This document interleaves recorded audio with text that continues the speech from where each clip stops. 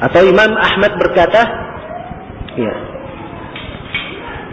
janganlah kalian ambil dari Imam Syafi'i, jangan pula ambil dari Imam Malik, dan jangan pula ambil dari saya, tapi ambillah dari mana kami mengambil. Ya. Dari mana kami mengambil? Yaitu dari Al-Quran dan Sunnah Rasulullah Sallallahu Alaihi Wasallam. Ini ulama Rabbani. Ya. Maka seorang alim disyaratkan hal tersebut, dia paham ilmu agama. Iya. Bukan titel yang menentukan seorang itu dikatakan alim. Iya. Seorang itu dikatakan alim. Tapi yang menentukan dia dikatakan alim, kapan dia menguasai Al-Quran dan Sunnah, maka dia dikatakan seorang alim. Iya. Dan ulama itu bertingkat-tingkat. Ada ulama yang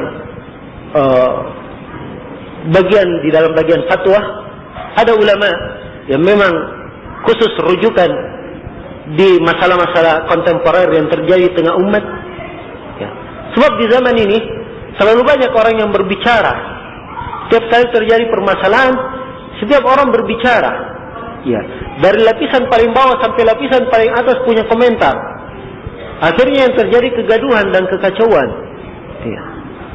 Andai kata mereka melakukan perintah Allah di dalam Al-Quran, maka tidak akan terjadi seperti itu. Dalam Al-Quran dikatakan, wa idza ja'akum amrun minal amni awil khawfi ada'u bih walau radduhu ila Allah ila ar-rasuli wa ila ulil amri minhum la'alimahu alladhina yastanbitunahu minhum. Apabila datang kepada mereka perkara berupa keamanan maupun ketakutan, mereka langsung menyebarluaskan. Ya. Ini ditegur. Orang-orang yang begitu ada perkara baru terjadi berkaitan dengan situasi kaum muslimin yang mengandung keamanan atau ketakutan, langsung disebarkan. Ya. Padahal yang seperti ini, dan setiap orang harus mengetahuinya. Maka ditegur para sahabat waktu itu. Ya, teguran ayat ini turun. Ini kisah Nabi tersebar isu bahwa Nabi Sallallahu Alaihi Wasallam menceraikan istri-istrinya. Tersebar ini berita. Nah, turun ayat ini menegur. Bayangkan, hanya sekedar masalah yang seperti ini. Iya. Sebab ini membuat risau kaum mukminin. Nabi menceraikan istrinya. Iya. Maka ditegur para sahabat. Andai kata mereka mengembalikannya kepada Rasul, sabar itu. Kita tanya kepada Rasul atau ulil amr minhum, kepada ulil amri di antara mereka. Ya. Maka akan ada yang bisa mengambil istimbab, putusan-putusan hukum di antara mereka. Ini pentingnya mengembalikan segala perkara atau perkara-perkara yang besar berkaitan dengan kaum muslimin kepada ulama. Ya. Dan bisa mengukur seperti ini keadaan adalah ulama yang mumpuni. Ya. Yang telah membaca tafsir dari awal sampai akhirnya. Telah membaca buku fikih dari bab awal sampai bab akhir. Ya. Telah membaca buku fikih dari bab Taharah sampai kitab Said, misalnya. Paling akhir bab fikih. Kalau baru tahu sepotong hadis misalnya, baca dari satu buku ini, buku itu, ya, sudah pandai berpidato, bergetar mimbar dengannya kalau ceramah. Nah, ini alim besar, itu belum tentu. Iya. Tapi seorang alim kadang bicaranya sedikit, tapi semuanya dengan ilmu. Iya.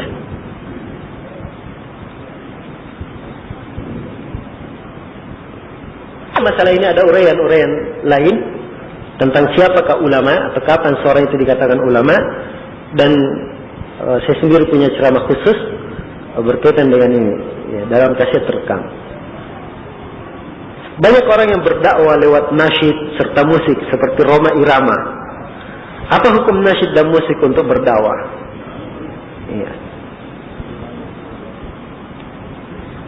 Pertama, dakwah itu adalah ibadah.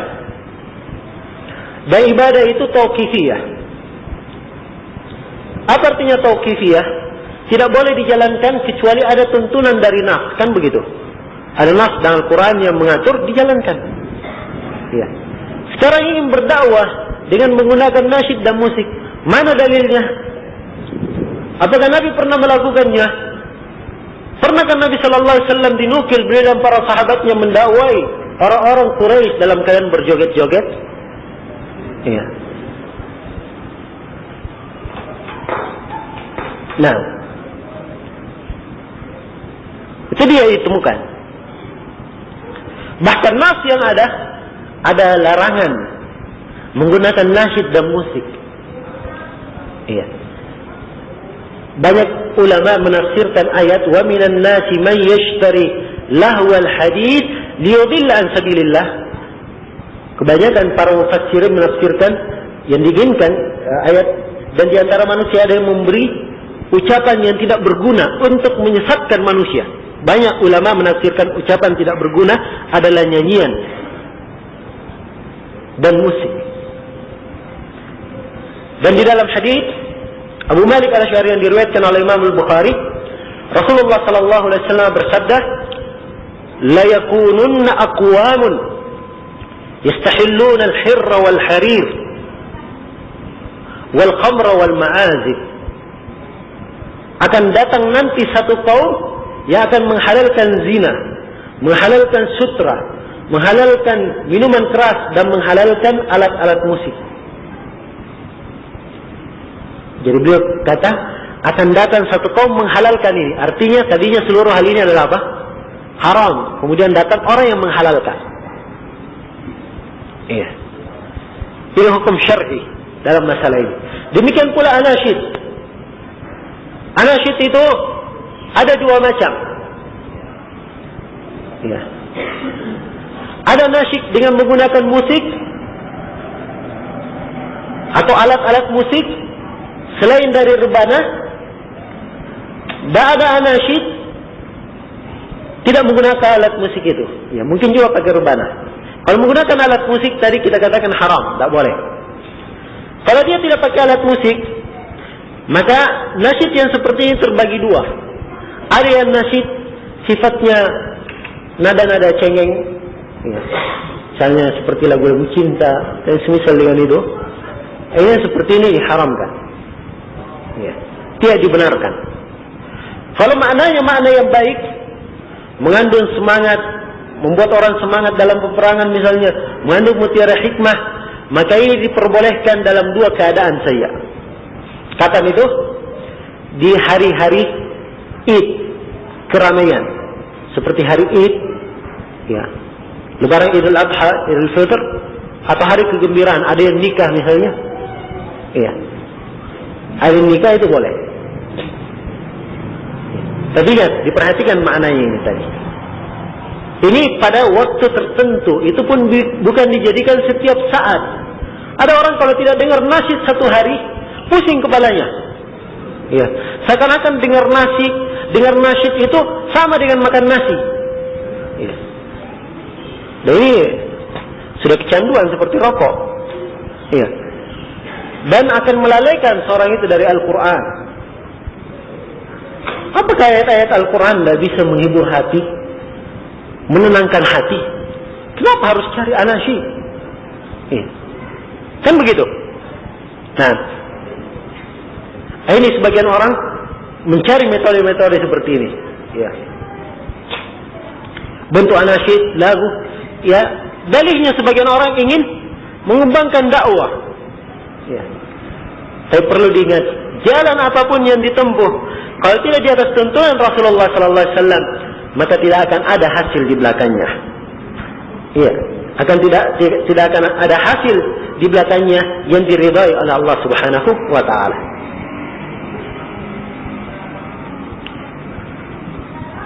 Salat berjamaah bagi laki-laki hukumnya fardu ain atau fardu kifayah, itu sunnah muakkadah. Saya katakan tadi bahwa salat berjamaah bagi laki-laki hukumnya adalah fardu ain menurut pendapat yang paling kuat di kalangan para ulama. Siapa yang meninggalkan salat berjamaah dalam keadaan dia tidak punya udzur, maka dia terhitung berdosa. Dalilnya sangat banyak. Di antaranya, Nabi Shallallahu Alaihi Wasallam dalam hadits riwayat Bukhari dan Muslim pernah berkata, sungguh saya berharap ada orang yang menduduki tempatku ini, menggantikan saya sebagai imam, kemudian saya berkeliling ke rumah-rumah orang yang tidak hadir sholat berjamaah lalu saya bakar rumahnya. Ini apa ini? Menunjukkan wajib atau sunnah? Kalau sunnah, masa mau dibakar rumah orang? Kan gitu. Iya. Kalau fardu kifayah sudah ada yang hadir di situ. Loh, kenapa mau pergi bakar lagi yang lain? Fardu kifayah kan begitu. Kalau sudah ada sebagian yang kerja, yang lainnya sudah gugur. Tapi ini Nabi mau keliling, mau bakar rumah orang yang tidak hadir salat berjamaah. Ini menunjukkan bahwa salat ini fardu apa? Fardu ain. Yang lebih kuat lagi, dalil kedua. Kisah yang masyhur Ibnu Ummi Maktum. Seorang sahabat buta matanya datang kepada Nabi sallallahu alaihi wasallam minta keringanan tidak hadir salat berjamaah. Ini pendalilan kita yang pertama. Minta keringanan menunjukkan bahwa salat berjamaah itu wajib. Karena itu beliau datang minta keringanan supaya tidak hadir. Ya, maka dia ajukan kepada Nabi, ya Rasulullah, saya ini orang buta.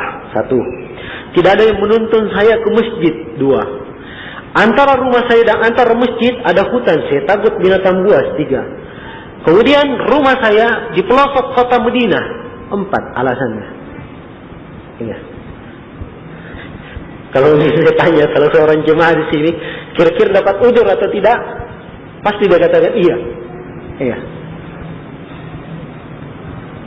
Kan begitu.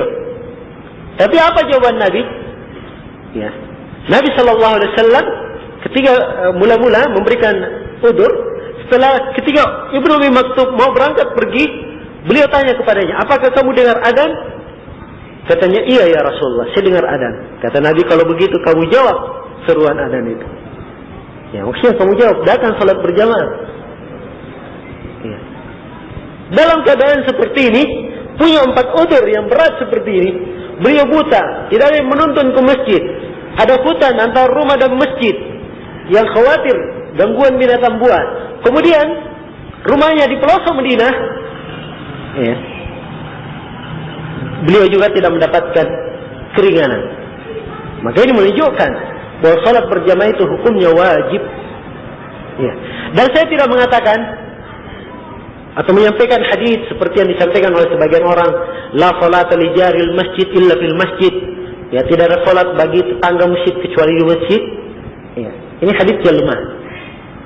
Ya, hadisnya lemah. Jadi hukumnya salat berjamaah wajib di masjid. Kalau ada yang salat di rumah, salatnya syah. Kalau dia tidak punya udzur, berarti dia berdosa tidak datang ke masjid berjamaah. Begitu. Tapi salat tetap syah. Dipahami ya? Ya. Nah, sekiranya demikian. Bagaimana hukum rokok? Ya.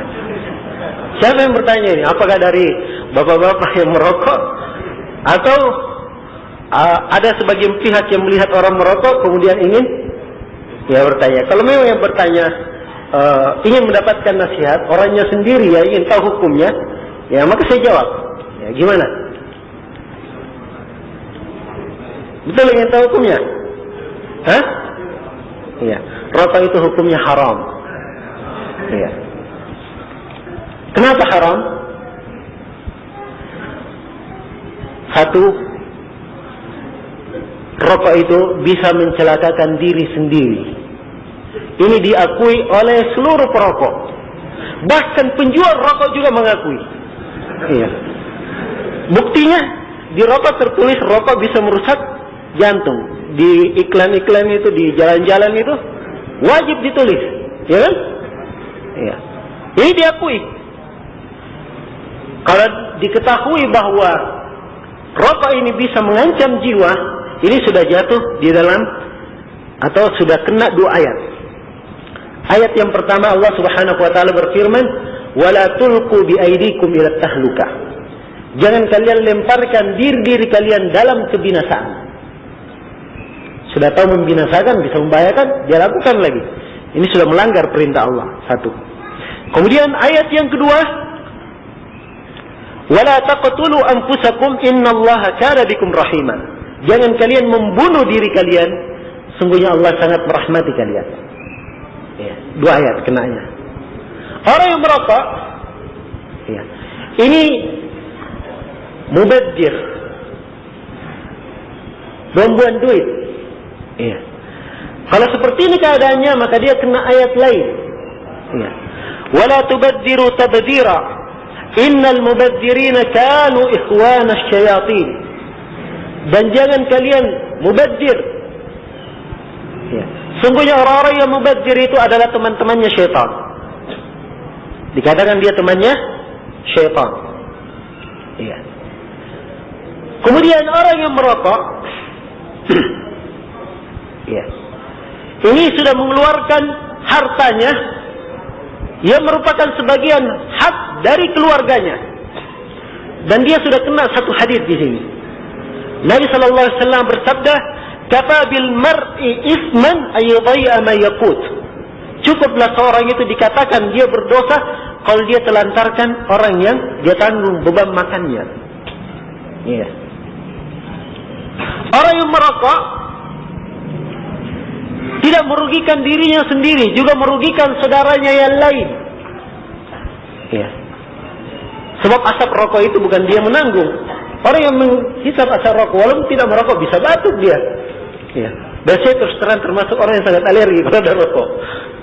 Ya. Dan kalau keadaannya seperti ini, dia kena ancaman dalam satu ayat. Ancamannya sangat keras. وَالَّذِينَ يُؤْذُونَ الْمُؤْمِنِينَ وَالْمُؤْمِنَاتِ بِغَيْرِ مَا اكْتَسَبُوا فَقَدِ احْتَمَلُوا بُهْتَانًا وَإِثْمًا مُبِينًا.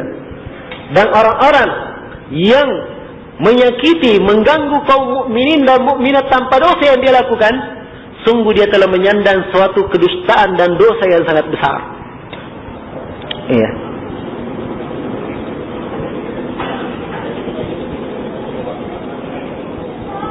Ya, saya kira cukup ya. Baik. Bagaimana bekerja di perusahaan rokok? Apabila haram, bagaimana hukum memakan gaji teman atau saudara yang bekerja di perusahaan rokok? Ya. Adapun bekerja di perusahaan rokok, itu juga hukumnya adalah haram. Iya. Kenapa? Sebab tolong menolong di dalam dosa dan permusuhan. Sedangkan Allah Subhanahu wa taala dalam Al-Qur'an menyatakan wala ta'awanu 'alal itsmi wal 'udwan. Jangan kalian tolong menolong dalam dosa dan permusuhan. Iya. Dan siapa yang menjadi sebab satu kejelekan, dia juga akan menanggung dosanya. Iya. Ini menjadi sebab ya. Sebab dia ikut ambil andil terciptanya rokok itu. Iya. Jangan dianggap enteng yang seperti ini. Ya.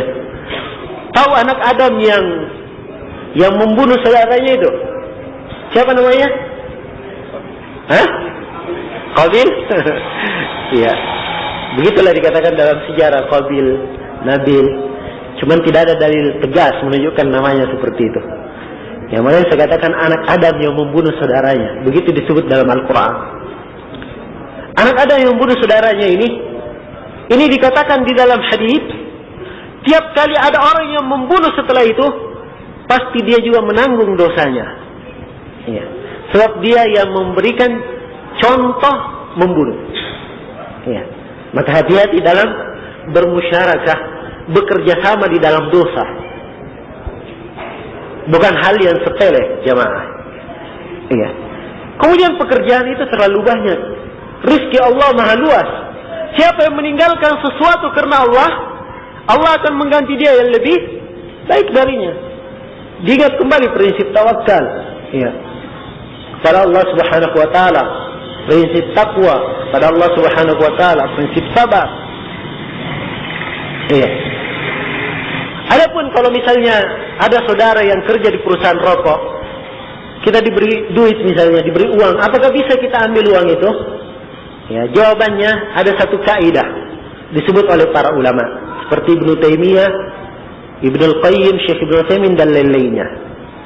Al-ithmu 'alal mubashir. dosa itu ditanggung oleh orang yang melakukan langsung.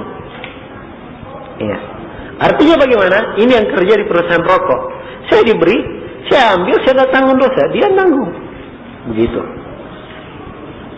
Dipahami ya? Iya. Dalilnya banyak ya. Kaidah yang seperti itu dalilnya banyak. Di antaranya Nabi Shallallahu Alaihi Wasallam bermuamalah dengan orang-orang Yahudi. Iya. Nabi punya baju besi digadaikan kepada orang Yahudi dengan 30 liter gandum atau 30 kilo gandum. Ya. Padahal di dalam nas-nas Al-Quran disebut bahwa orang-orang Yahudi itu pemakan riba nomor 1. Iya. Berarti mereka makan harta riba, ya kan? Terus kenapa Nabi mengambil harta dari mereka? Ini menunjukkan bahwa yang menanggung dosa itu orang yang melakukan langsung, ya bukan kepada kita, ya kan? Nah, ini diantara dalil yang disebut oleh para ulama. Dan Syekh Mukbil juga rahimahullah punya pembicaraan yang sangat banyak semana dengan kaidah ini. Bagaimana hukum nonton TV dan sepak bola? Ya.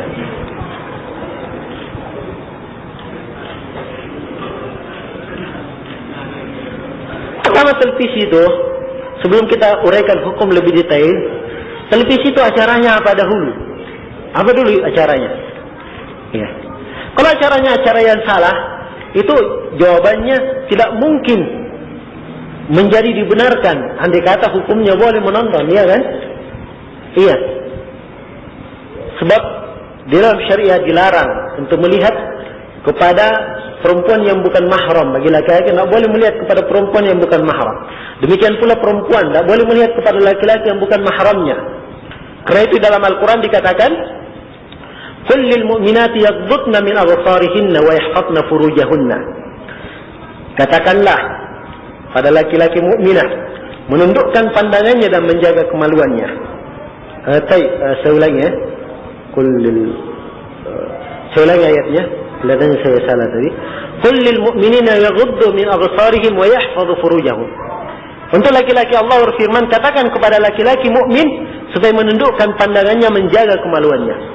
Sebaliknya kepada perempuan juga Allah berfirman, wa qul lil mu'minati yaghuddna absarahunna wa yahfazna furujahunna. Katakan kepada para perempuan menundukkan pandangan mereka dan menjaga kemaluannya. Iya. Maka ini hukum berlaku secara mutlak. Iya. Kemudian hal-hal yang sifatnya ghibah atau sifatnya kesyirikan itu tidak boleh ditayangkan di televisi. Kan begitu? Iya. Acara misalnya diskusi menghantam pemerintah itu tidak boleh ditonton. Haram hukumnya.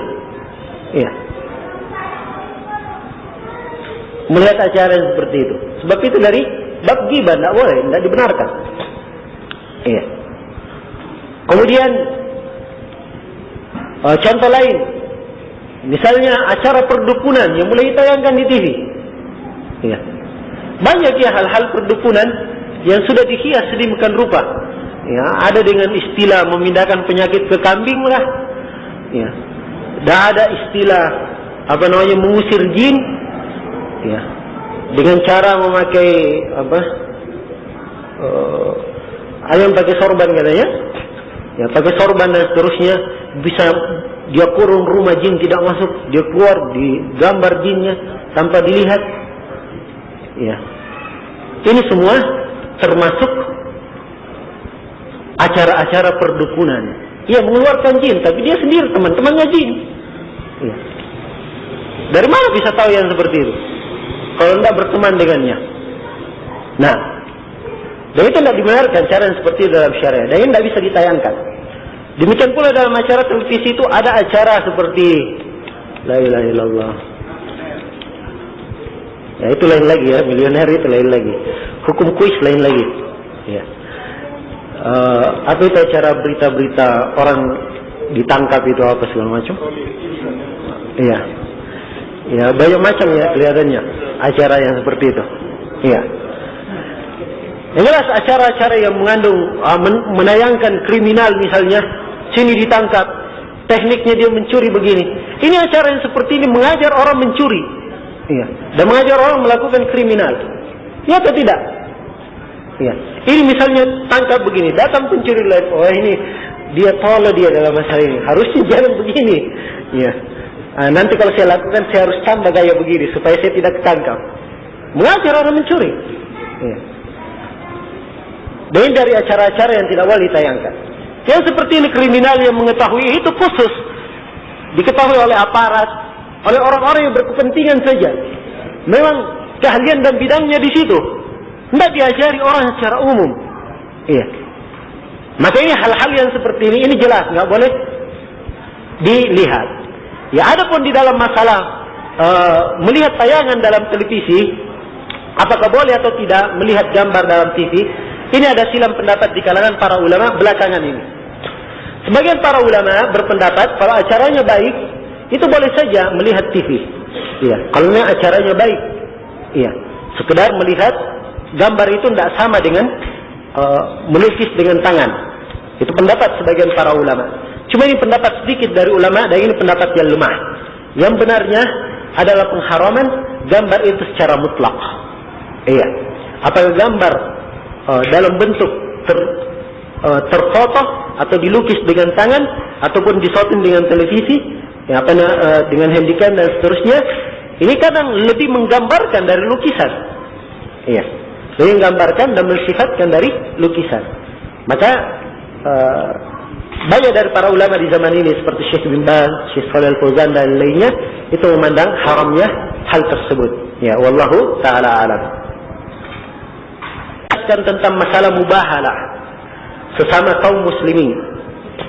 Apa itu mubahalah? Mubahalah itu artinya saling mendoakan laknat untuk lawannya. Iya.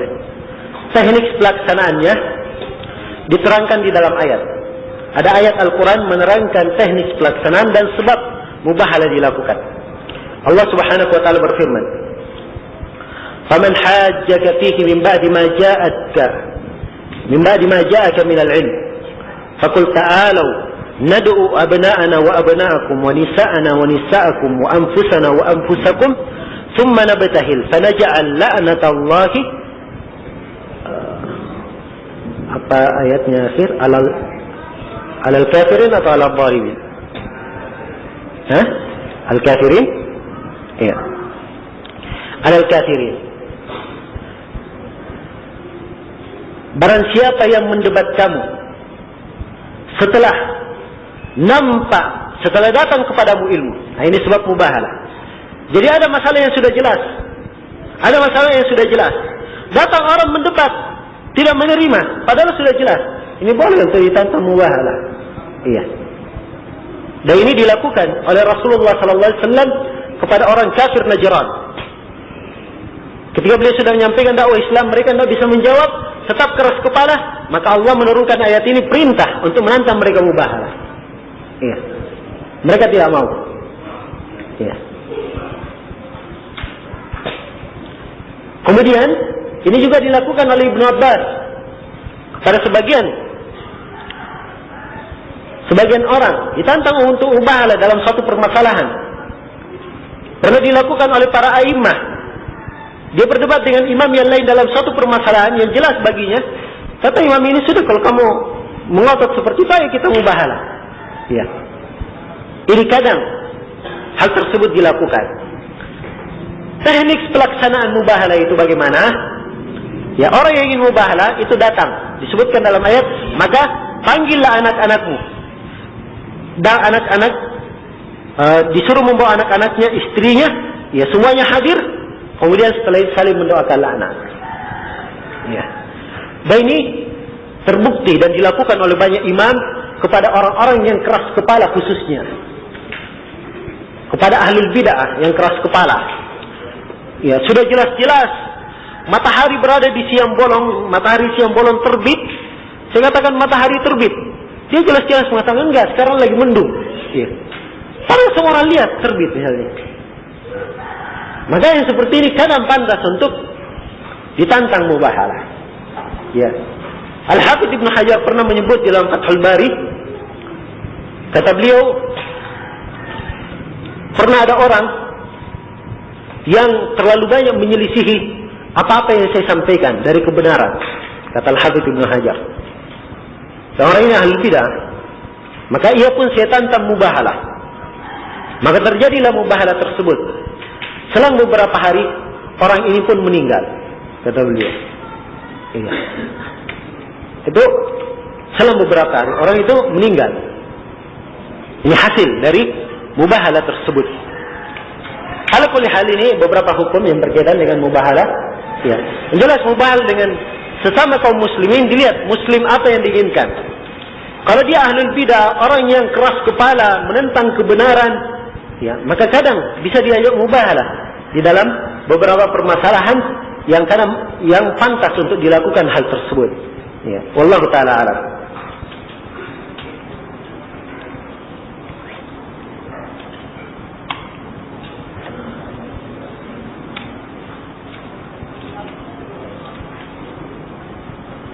Bagaimana sebenarnya bacaan makmum tentang surah Al-Fatihah pada saat salat yang suaranya besar, maksudnya suaranya dikeraskan, jahriyah?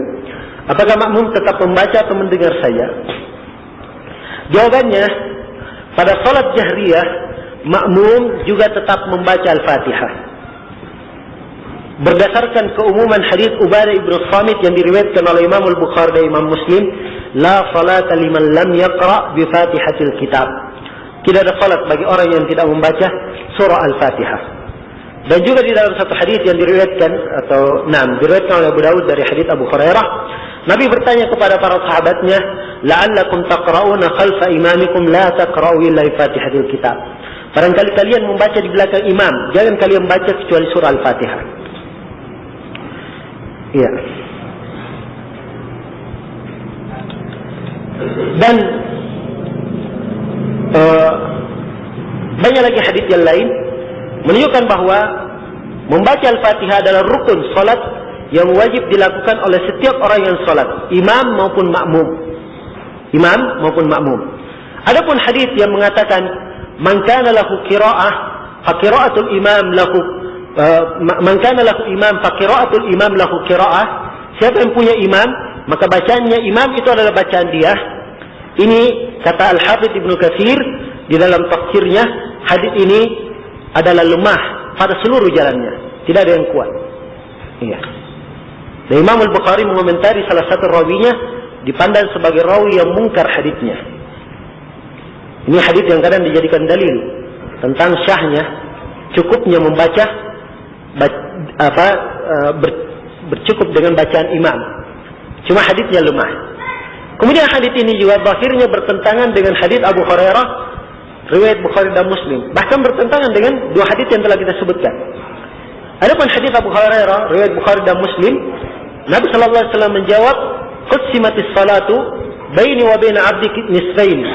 Sungguhnya salat itu dibagi antara saya dan antara hambaku menjadi dua bagian. Nah, apa salat yang diinginkan di sini? Yaitu surah Al-Fatihah. Sebab Al-Fatihah punya banyak penamaan. Al-Fatihah dinamakan Ummul Kitab, As-Sab'ul Mathani, dikatakan As-Salah. Ya, banyak penamaannya Al-Fatihah. Jadi katakan Al-Fatihah dibagi menjadi dua bagian. Ya, dibaca menjadi dua bagian. Kalau si hamba membaca Alhamdulillahirabbil alamin, maka Allah berfirman, Hamadani abdi, hambaku memujiku. Dia baca Rahmanir Rahim, Allah berfirman, hambaku telah menyanjungku. Dibaca Maliki Yaumiddin, Allah berfirman, hambaku telah mengagungkanku, membesarkanku. Kemudian kalau dia membaca Iyyaka na'budu wa iyyaka nasta'in, maka Allah berfirman, ini antara saya dan antara hambaku. Ya. Kalau dibaca ayat setelahnya, maka itu adalah untuk hambaku dan bagi hambaku apa yang dia minta. Akhirnya ini dilakukan, dibaca oleh setiap makmum. Ya, sebab dianggap salat ini bagian dari salat. Demikian. Maka membaca surah Al-Fatihah hukumnya adalah wajib bagi setiap makmum. Kapan makmum membaca? Iya. Kapan makmum membaca Al-Fatihah? Jawabannya dia baca setelah imam membaca. Kapan setelah imam membaca? Di mana saja. Yang penting imam sudah membaca, boleh dia baca di mana saja. Walaupun imam sedang membaca, boleh dia baca. Tetapi paling utamanya kalau dia baca di waktu imam diam. Kapan imam diam? Biasanya waktu perpindahan dari Al-Fatihah mau baca surah, imam kadang berpikir mau baca apa. Kan begitu? Nah, di situ waktu dia diam. Tapi bukan artinya imam disuruh diam, enggak. Atau imamnya sengaja diam supaya makmumnya baca Al-Fatihah. Itu bid'ah tersendiri. Ya, sebab tidak ada tuntunannya disuruh seperti itu. Ya. Demikian pula tidak boleh dikhususkan di waktu diam terus dibaca. Kita katakan diusahakan cari waktu diam. Dipahami ini? Kalau misalnya imamnya terlalu cepat, ya baca Al-Fatihah langsung sikat qul huwallahu ahad, Allahu akbar.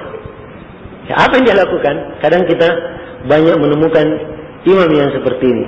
Maka caranya, ketika imam membaca Alhamdulillahirabbil alamin, ikut baca Alhamdulillahirabbil alamin. Kan tidak mendahului imam, ya kan? Iya.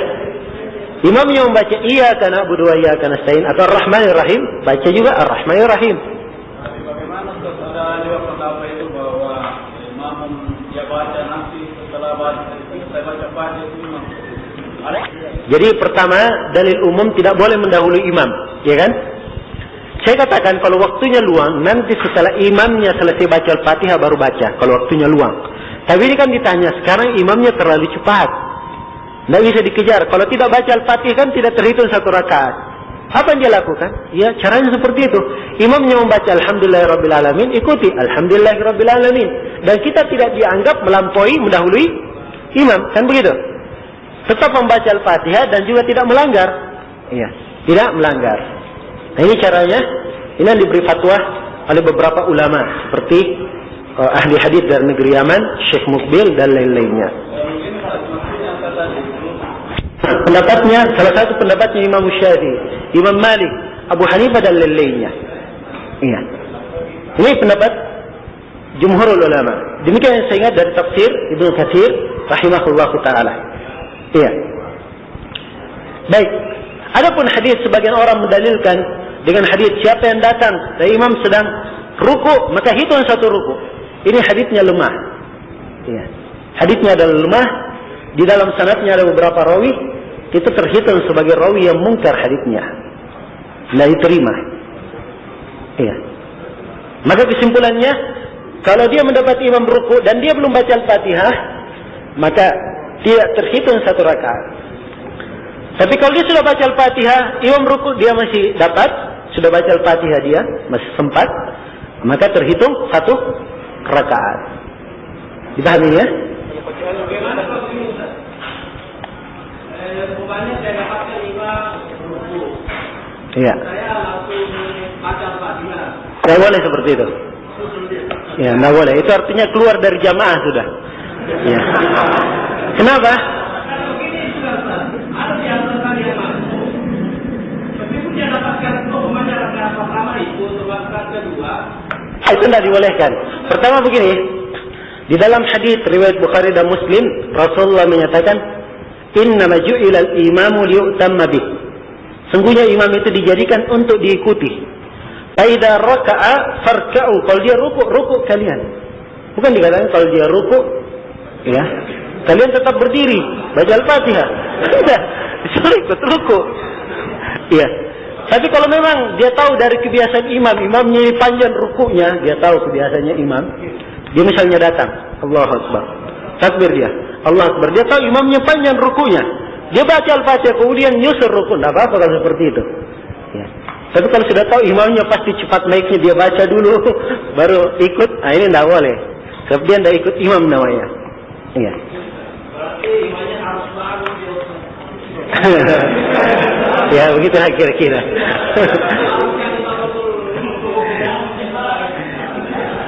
Baik.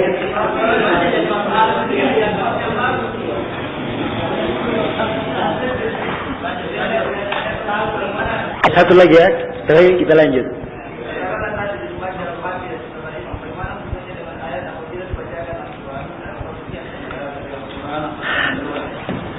Itu ayat. Oh iya ya, lupa. Alhamdulillah diingatkan ya. Ayat itu, "Idza quri'a al-Qur'anu fastami'u lahu wa ansitu." Apabila dibacakan Al-Quran maka dengarkanlah dan diamlah. Ayat ini umum. Ayat umum, hadits Nabi datang merinci. Ya. Maka yang diambil adalah tuntunan yang terperinci. Begitu kaidah syariat. Kaidah dalam syariah, apabila ada nas yang umum, kemudian ada nas yang terperinci, maka nas yang umum ini pengertiannya dibawa kepada yang terperinci. Iya. Dibawa kepada yang terperinci. Nas mengatakan secara umum kalau imam membaca, diam. Kan dia diterangkan ya. Umum begitu, suruh diam kalau imam membaca. Tapi ada hadis menerangkan bahwa seluruhnya diam kecuali Al-Fatihah. Nah, maka hadis ini ada tambahan perkecualian, tambahan hukum yang harus diambil. Ya, karena itu ayat tidak dibuang ayatnya. Ayatnya tetap terpakai dalam seluruh yang lainnya. Cuman hadis memberikan tambahan. Ya. Jadi tidak ada pertentangan. Tidak ada pertentangan. Baik, saya kira cukup sampai sini. Masih ada pertanyaan lain. Mungkin kita bisa lanjutkan bukan menyambut gaun penegakan syariat Islam lewat parlemen pemerintahan.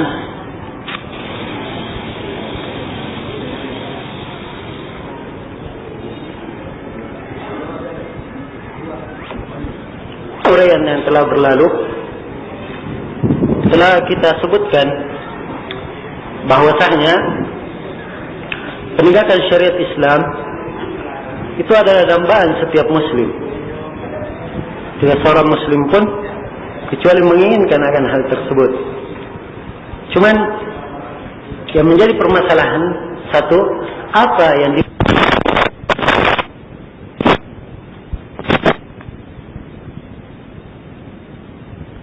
itu lebih luas.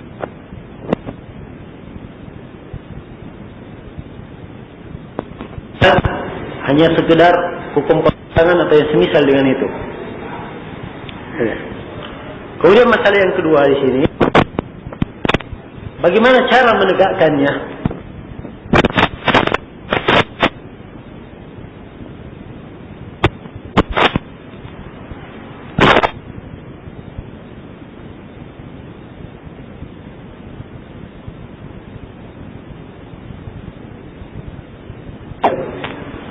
Tapi awal yang beliau mulai adalah dakwah agar manusia hanya menyembah kepada Allah dan meninggalkan segala jenis kesyirikan. Iya. Penegakan syariat itu adalah buah dari dakwah tauhid. Buahnya. Dan telah kita sebutkan tadi ayat Al-Quran dalam surah Nur bahwa janji Allah itu Islam akan dikekahkan, ditegakkan apabila terpenuhi syarat itu. Kaum muslimin benar-benar dalam keadaan hanya menyembah kepada Allah Subhanahu wa taala, mengikhlaskan ibadah hanya untuk Allah Subhanahu wa taala. Iya. Maka sekarang penegakan syariat, ingin memperjuangkan menegakkan syariat melalui parlemen misalnya. Ya. Apakah itu ada di zaman Nabi sallallahu alaihi wasallam? Ini pertanyaan harus kita uraikan dengan menjelaskan beberapa masalah. Yang pertama, bahwa Rasulullah sallallahu alaihi wasallam tidak memulai dakwanya dengan ini. Seruan untuk menegakkan, tetapi yang beliau mulai adalah menyuruh manusia supaya menyembah kepada Allah, komitmen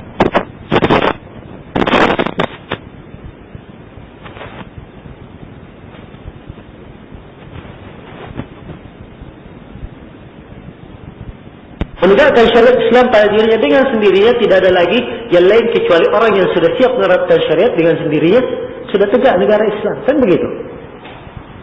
Iya.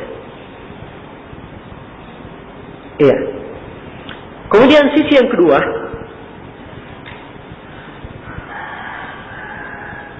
menegakkan syariat Islam bukan perkara yang mudah.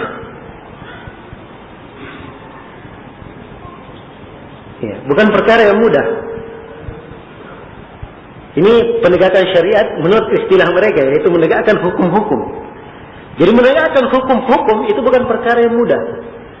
Dibutuhkan ulama yang menegakkan. Paling tidak satu orang alim duduk di mahkamah, setiap hakim itu paling tidak sudah pernah belajar fikih dari awal bab sampai akhir. Bab fikih. Ya. Ini satu hakimnya. Kira-kira apakah kita sudah punya yang seperti ini? Bagaimana mau menegakkan? Tidak tahu. Nanti ada yang mencuri. Sampai mana tangannya dipotong? Berselisih lagi. Ada yang bilang di sini, ada yang bilang di situ. Iya. Kemudian kapan tangannya dipotong? Berapa barang yang dia curi kemudian dipotong? Nanti diambil kertasnya saudaranya jadi dipotong tangannya. Iya. Berapa ukurannya? Harus orang-orang yang punya ilmu tentang hukum tersebut. Iya. Kemudian ketika datang orang yang memberikan persaksian, si ini melakukan ini, apa yang dilakukan oleh si hakim? Ada ketentuan-ketentuan syariat detail dalam masalah ini. Ya. Pembagian hukum itu bagaimana? Ini butuh pemahaman dan butuh orang yang mendalami agama seperti yang disebutkan itu tadi. Bukan sesuatu yang sedikit. Ini dibutuhkan orang-orang yang menjadi duduk di mahkamah syar'i, orang-orang yang berilmu. Karena itulah kata para ulama, tidak ada yang memberi fatwa di dalam hukum yang berkaitan dengan manusia atau berkaitan yang baru terjadi kecuali para hakim, ahli hukum di mahkamah. Kenapa dikembalikan seperti itu? Sebab yang duduk memang di situ ulama nomor 1. Iya. Atau orang-orang yang memang sudah diketahui ilmunya di dalam masalah itu. Jadi sekarang ingin mempersiapkan penegakan, kita belum punya orang-orang yang seperti ini. Satu. Ya, dua ya, dari sisi yang kedua. Kemudian dari sisi yang ketiga, anggaplah bisa digolkan misalnya, ditegakkan syariat Islam. Masyarakat mau nggak menerima? Iya. Mungkin semuanya ingat kejadian di Pakistan, Diaul Haq. Sudah resmi pidato di depan dunia akan menegakkan syariat Islam di Pakistan. Sudah ambil konsep dari Saudi Arabia, lengkap konsepnya. Baru mulai terapkan satu hukum, sudah ramai di demo oleh masyarakatnya. Ini masyarakat Pakistan. Orang Pakistan kalau ada satu keluarga tidak hafal, ada anaknya laki-laki tidak hafal Al-Quran, malu mereka. Iya.